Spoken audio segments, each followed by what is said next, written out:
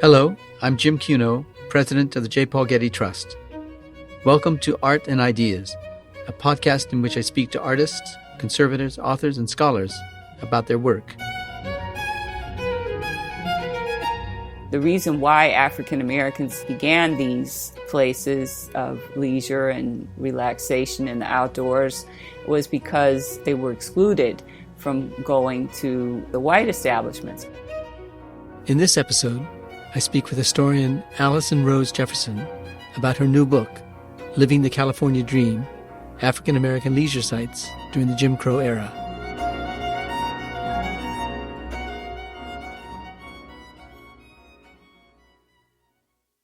In the 1920s, African Americans were barred from many white establishments and public beaches in Southern California, so they created their own gathering spots, including Bruce's Beach, one of the first West Coast resorts for black people.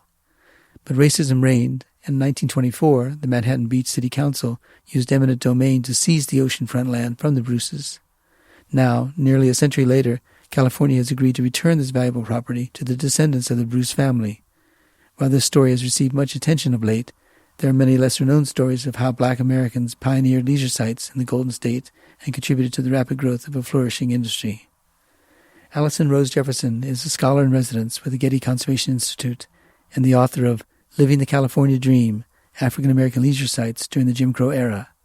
I recently spoke with her about her book and these oft-forgotten stories of black life in early 20th century California. Thanks so much for speaking with me on this podcast, Allison. Thank you so much for inviting me.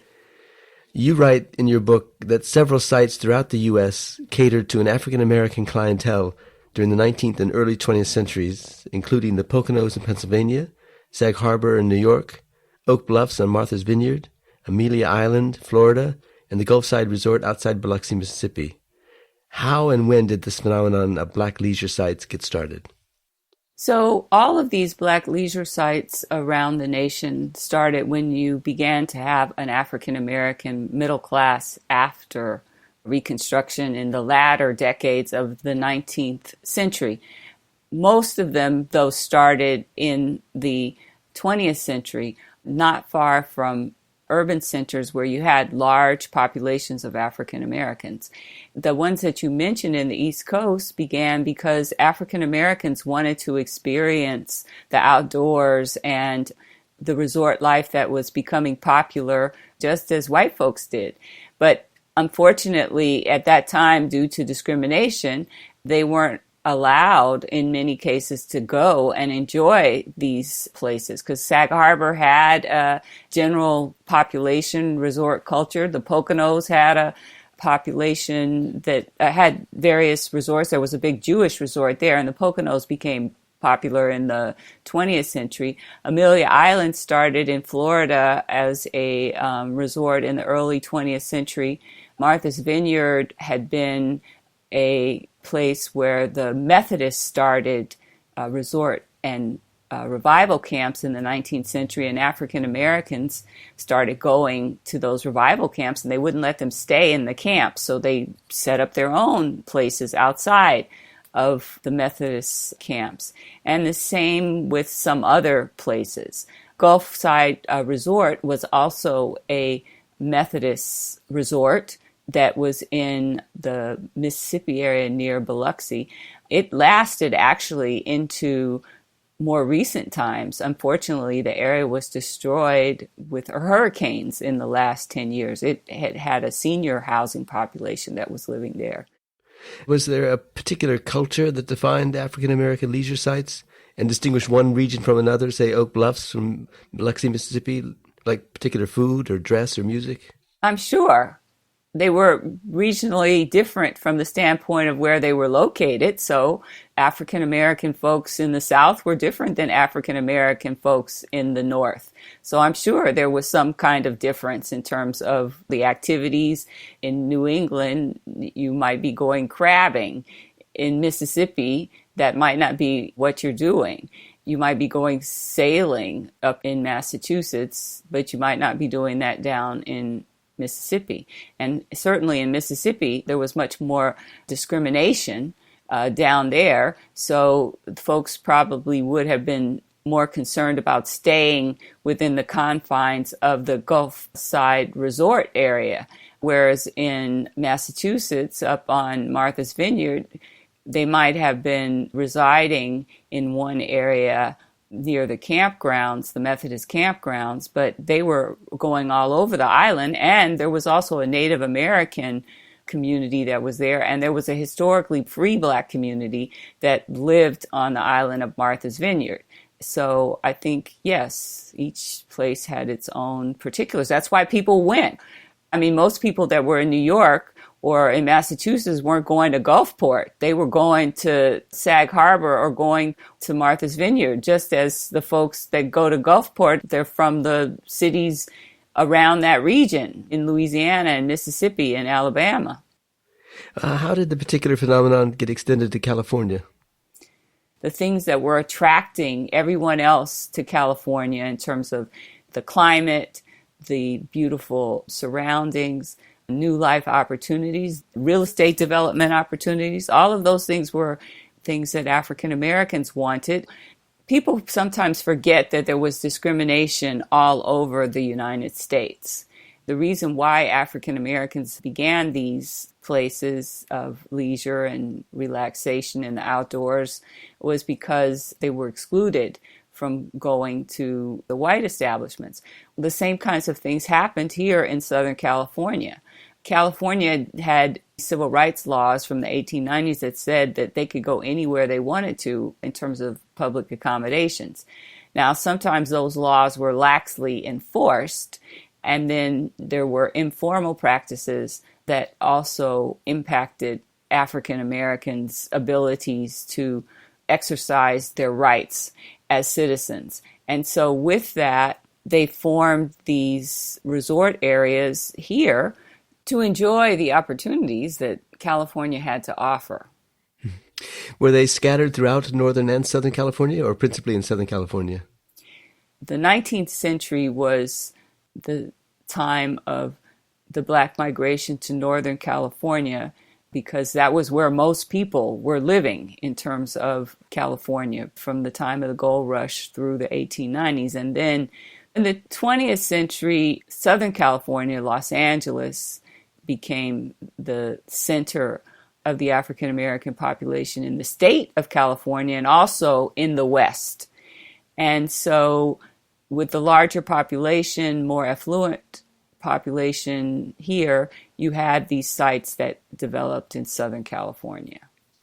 Now, I gather that the war years, that is Second World War, were important growth years for Black LA. Where did Black Californians tend to live? In which parts of Greater Los Angeles, and what relationship to their employment and to the leisure sites? So the African American population in the region did jump in the World War II years, and the earlier community allowed for that jump to happen in terms of the numbers.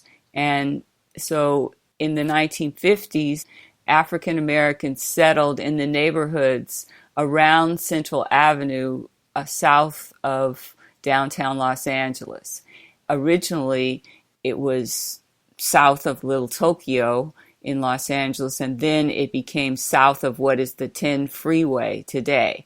And what is remembered as the historic core of the African American community emerged in the early part of the 20th century below Washington all the way down to Slauson, and then also in the neighborhood around USC between Exhibition and Adams around to Western.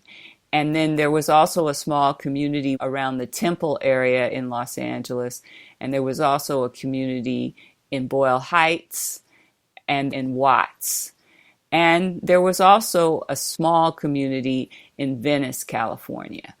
So with that, the majority of African Americans lived in the Central Avenue corridor. And then as discrimination and the racially restrictive covenants were declared unenforceable with Shelley versus Kramer in 1948 and other Supreme Court cases in the 1950s, Black folks began to move out of the Central Avenue core and move west into the West Adams area, and then eventually by the 1960s into Leimert Park and Baldwin Hills, and even over to areas around La Brea and Pico.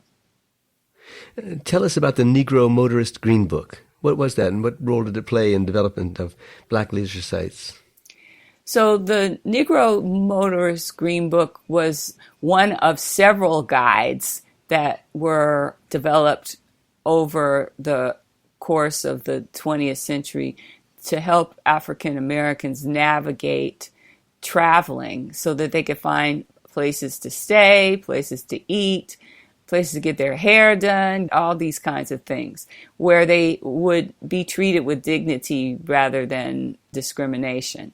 From the standpoint of there are some places that might have served you, but if it was a restaurant, they might have made you do takeout. They wouldn't let you go into the restaurant. So the guides, like the Green Book, offered names of establishments that people could go to all over the country and even in some Caribbean nations. And as it relates to the leisure sites in Southern California, some of the ones that were here at Lake Elsinore, in Santa Monica, and at Valverde were listed in the Green Book and other guides. How long did the Green Books last? They lasted from 1934 until about 1965. It was started by a gentleman who worked in the post office, and he was able to get some financing for the guide from Standard Oil, and he used the networks of postal employees to gain information about the various sites around the country that would service African Americans. And he also got information via word of mouth from folks as well. Victor Green was the gentleman who founded the guide. Now, what about the early history of Bruce's Beach in Manhattan Beach? Who were the Bruces?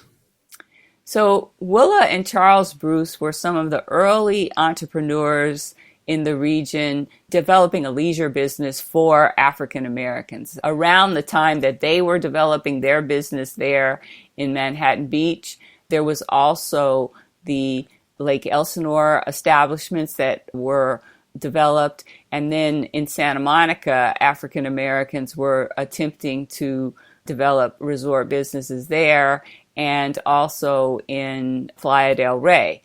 The Bruces in 1912, Willa and her husband Charles got this beachfront property in Manhattan Beach and opened up a small establishment servicing African Americans who would have been coming for the most part from Los Angeles down to Manhattan Beach to enjoy themselves at the shoreline.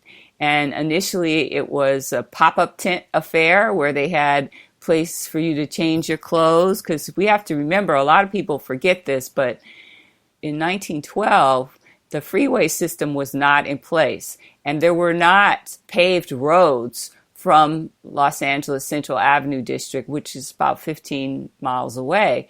Also, people forget that the cars were open air, and that the car in 1912 was a new conveyance. So there would have been people also still using horse and buggy to come down to Manhattan Beach.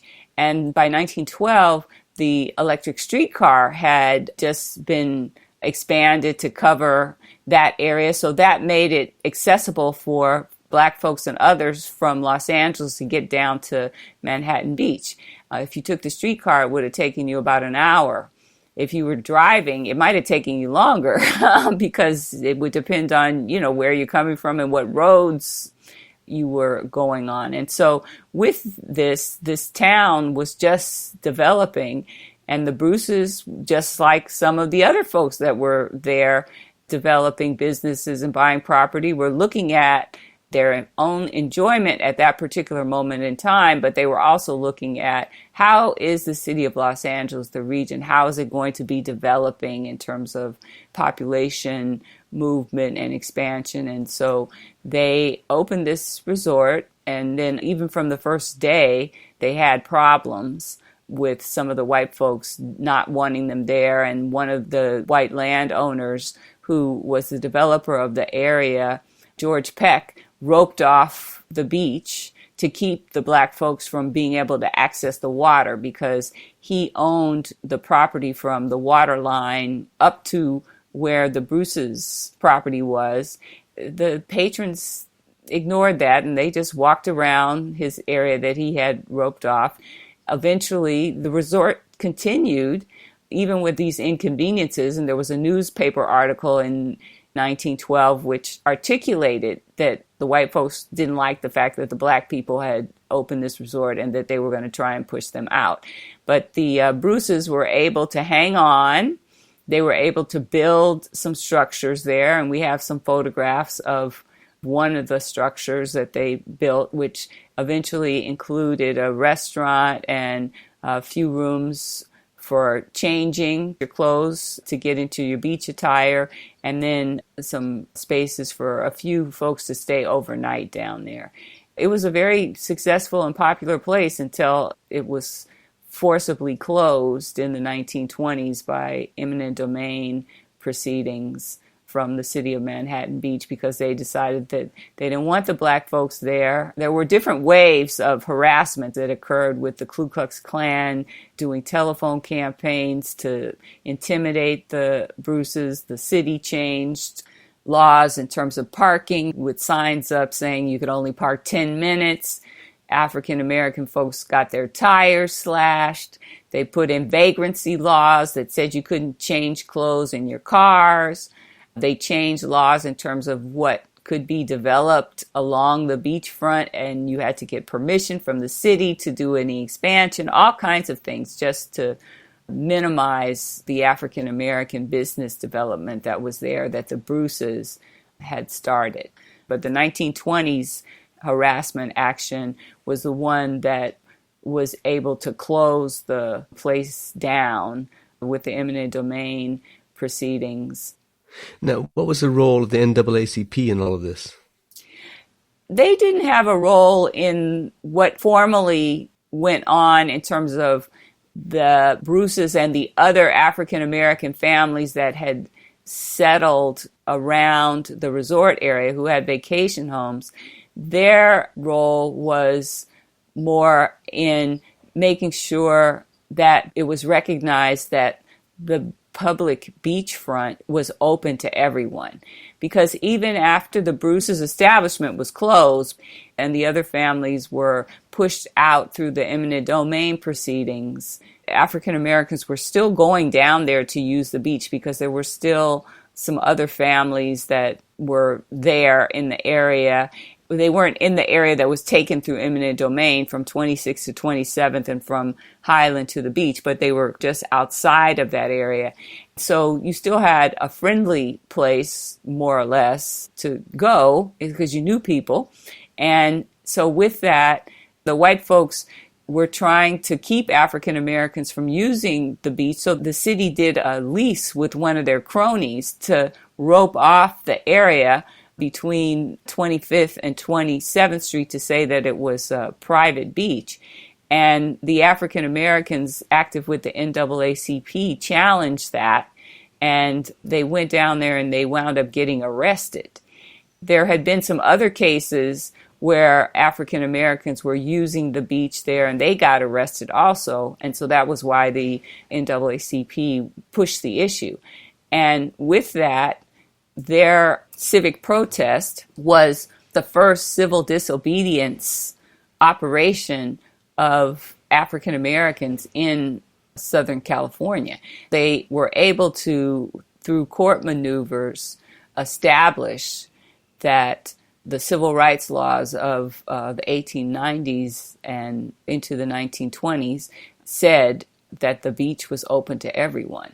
And then shortly thereafter, the city of Manhattan Beach made a purchase of all the oceanfront land and declared that they were doing this because they didn't want to have any issues in terms of the general population using the beach. So the NAACP's protest confirmed for all citizens of California that the beach was a public space.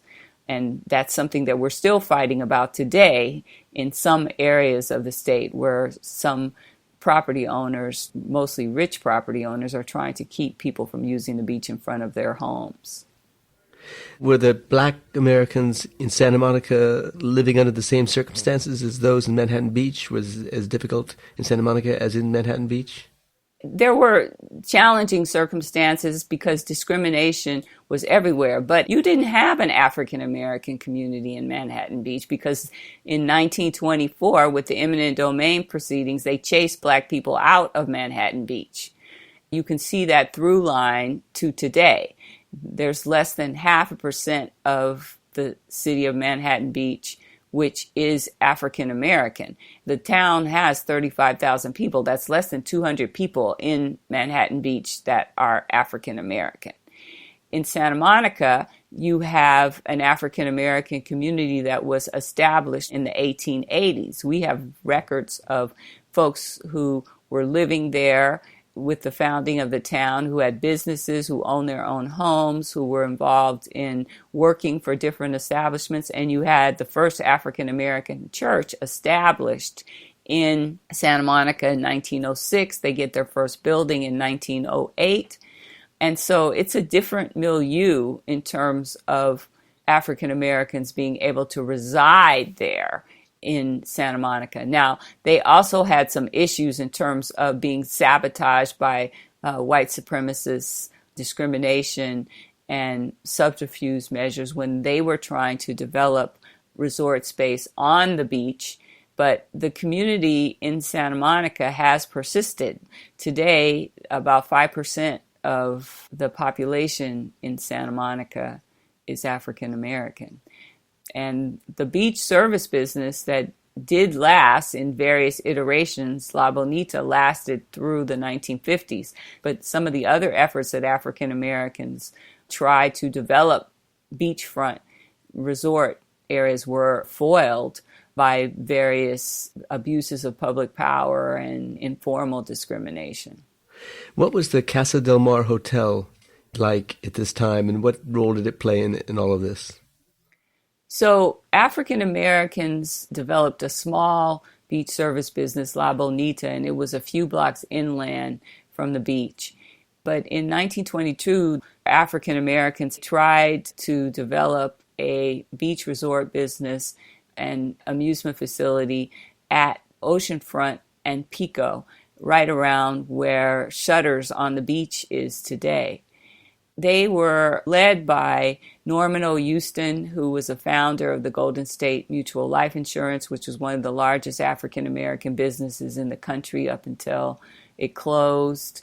And then Charles Darden, a land use lawyer and civil rights lawyer. They tried to develop this space, and the neighborhood, the White Protective League, they called themselves the Neighborhood Protective League, but it was a bunch of white folks who decided they didn't want the black people to have this space on the beach.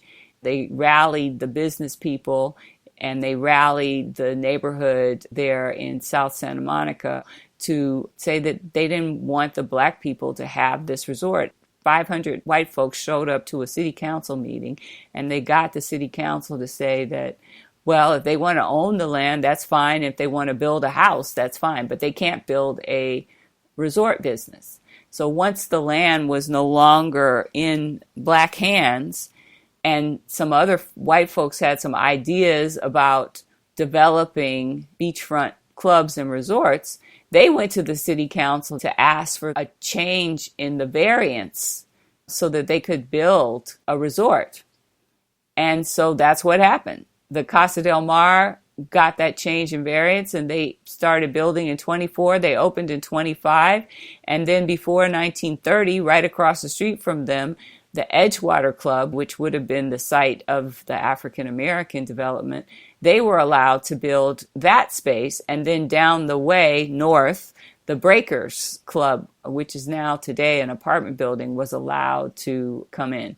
So it was white supremacy and economic sabotage that pushed the African Americans out of that space there at the beach, and the white beach clubs, the Casa del Mar and the Edgewater, which is now the Shutters Hotel, were allowed to be built.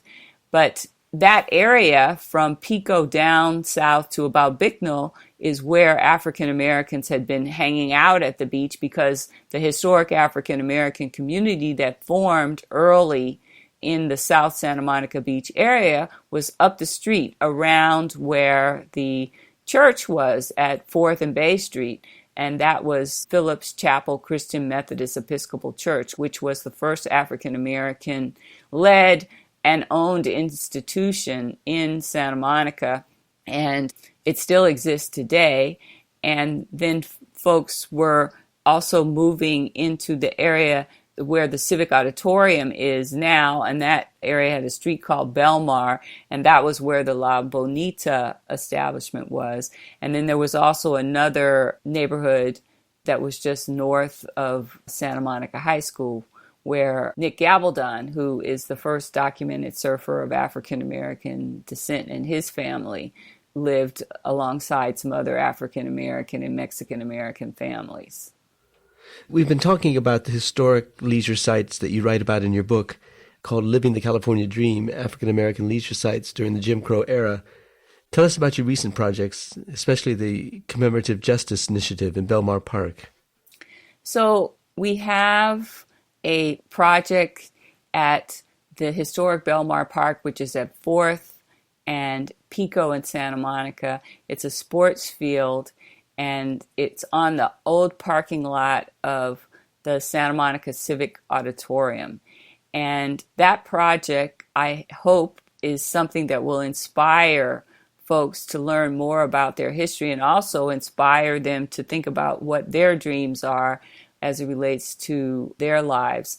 What we have there is an installation that commemorates, it recognizes people, places, and events of the historic African American community that was in the South Santa Monica Beach neighborhoods before the removal of the community that was there where the park is, that included African Americans before 1950, and the folks who got taken out with the freeway and expansion of the school and the civic center. And so there's 15 panels that are around the park that talk about various folks that were living in the area and were involved in Black businesses, were involved in civic life in terms of education, in terms of organization development, and then folks that just were living in the neighborhood. And there's a piece of public sculpture that was done by artist April Banks, which is on the 4th Street side of the park near the entrance of the sports field. And so we hope that people will walk around the park and look at the panels and see information about the people, places, and events.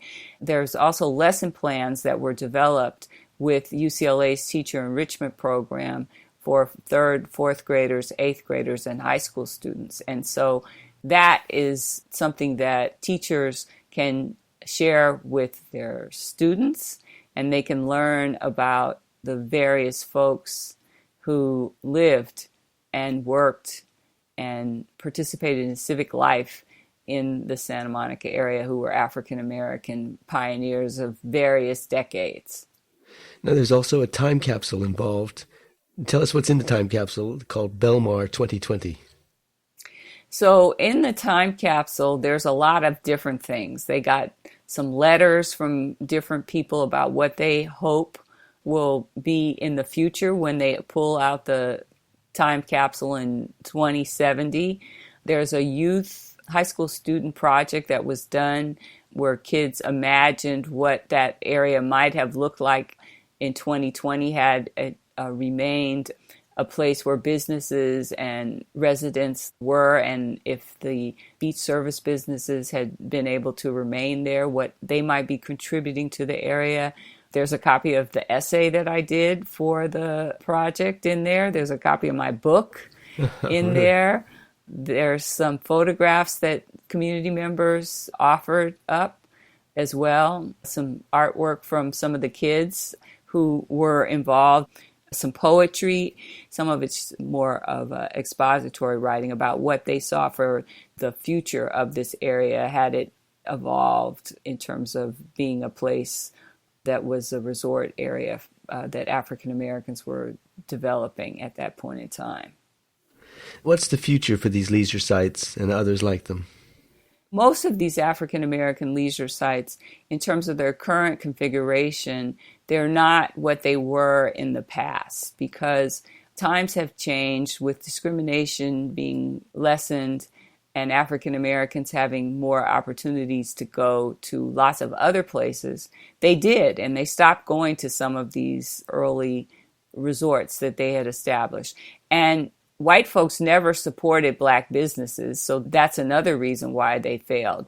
And times change in terms of tastes as well. So, for instance, people were going to Lake Elsinore, black folks and white folks, but that lake situation there was precarious because the water wasn't stable. Some years it might just be mud there. And they didn't stabilize the water really until the 90s. And now people aren't interested so much in that kind of recreation in the way that they were early in the 20th century, going to a spa there, using that lake when they can get on the freeway and they can go to the beach. The beaches now have become more places where many people can get to in their cars. They don't have to take public transportation. We have a more informal way in which we dress. So we get in our car, we might have our bathing suit and some shorts on, and you can get there in 30 minutes. So you don't have to go down there and stay the night necessarily. And then Val Verde, that was a small community up in northern LA County. It was originally called Eureka Villa. They built a public park there from the 1920s to the 1940s. And that community is still there, but it's not a resort community anymore. It's more of a suburban community. The park is there and the swimming pool is there. And it's a great amenity for the region up there. But that particular space is kind of hidden away in a little canyon.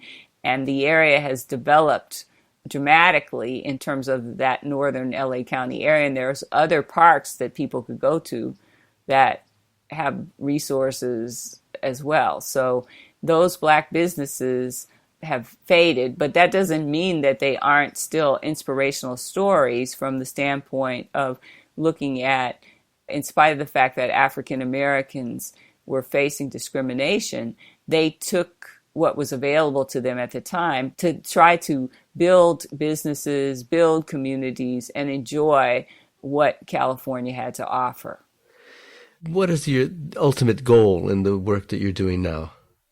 In terms of the work that I'm doing as a historian, I'm interested in educating people. I'm interested in them learning about these stories that I have written about in my book so that they can gain a broader sense of who we are as Americans. A lot of times people don't think about African Americans in the context of the American story. And so with that, I hope that these stories will engage a broad array of people to think about themselves differently. I hope they'll be inspired by the knowledge and empowered in their lives, whether it be to go and learn how to surf or hike up a mountain or become a civic leader. And I'm hoping that these stories that I have uncovered and reinserted into the American narrative will do these things. Well, your book tells a fascinating and sometimes troubling story about this racial and cultural phenomenon, little known to us, I'm afraid. Thanks so much for bringing it to light and for preserving it. It's an important story, and thank you again. Thank you very much for inviting me to participate in your programming today.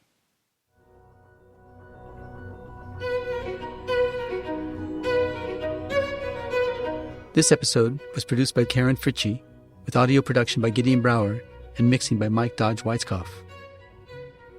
Our theme music comes from the Dharma at Big Sur, composed by John Adams for the opening of the Walt Disney Concert Hall in Los Angeles in 2003, and is licensed with permission from Hendon Music. Look for new episodes of Art and Ideas every other Wednesday. Subscribe on Apple Podcasts, Spotify, and other podcast platforms. For photos, transcripts, and other resources, visit getty.edu/podcasts. And if you have a question or an idea for an upcoming episode, write to us at podcasts@getty.edu. Thanks for listening.